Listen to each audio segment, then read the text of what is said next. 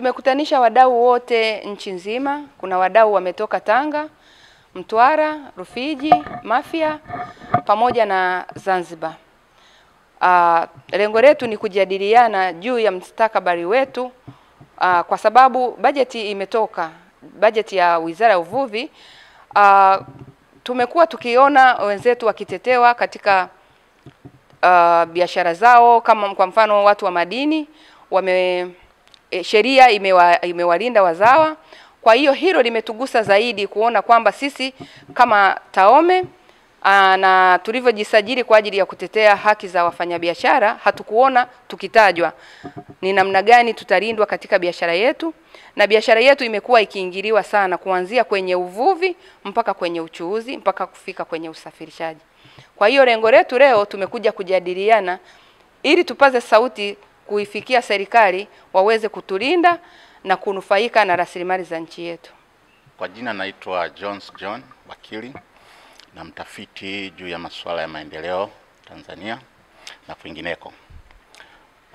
Katika mkutano wa mashauriano nimekaribishwa kama mshauri mwelekezi katika swala zima la kuangalia masuala mtambuka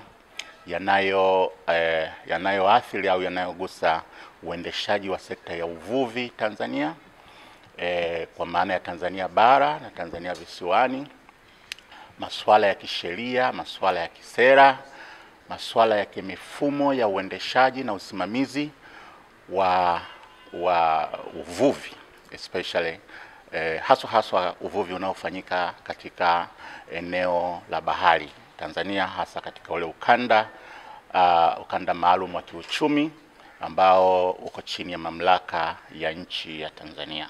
Basi tumeona kwamba uvuvi upo ushahidi wa kutosha kabisa, watafiti ambazo zimefanywa extensively katika nyakati tofauti unaoashiria kwamba kuna uvuvi haramu katika eneo la Bahari Kuu na hata bahari katika maji ya nchi tunaita territorial waters, na Bahari Kuu kwa maana ya ukanda maalum kwa Kiingereza inaitwa exclusive economic zone.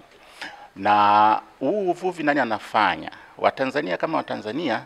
Of course nirekebishe hili kwamba uvuvi unaweza kufanywa na Tanzania wenyewe kwa kufanya pasipo kufuata sheria zinazoongoza uvuvi, lakini vile uvuvi huu haramu unafanywa na mataifa, mashirika au makampuni yanayotoka katika mataifa ya nje.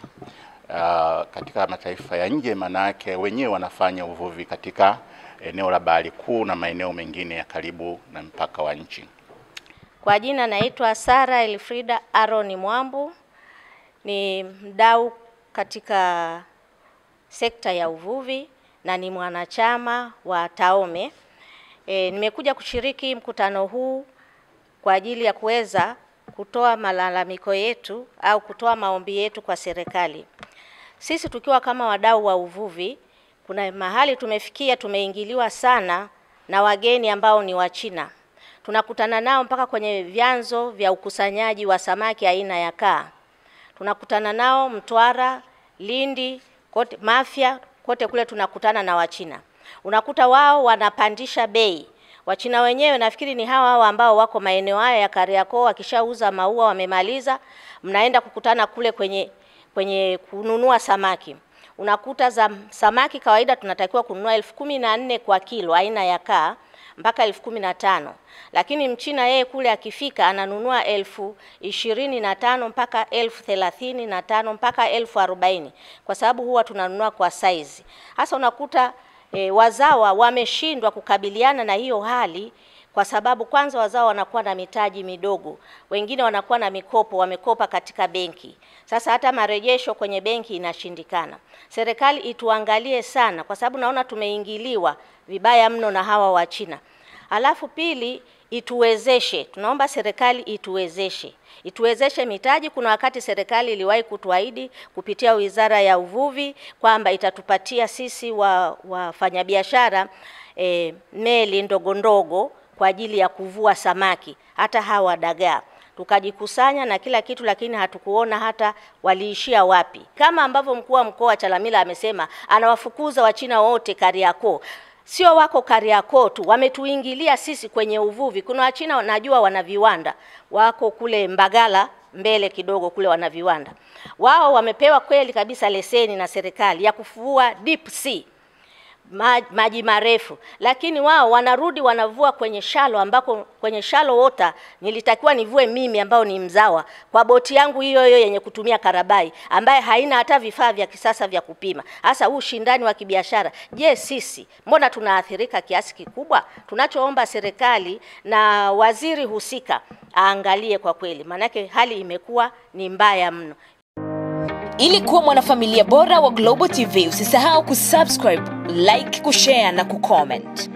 Baada ya kusubscribe, bonyeza alama ya kengele ili kupata taarifa kwa kila video inayopanda Global TV Online.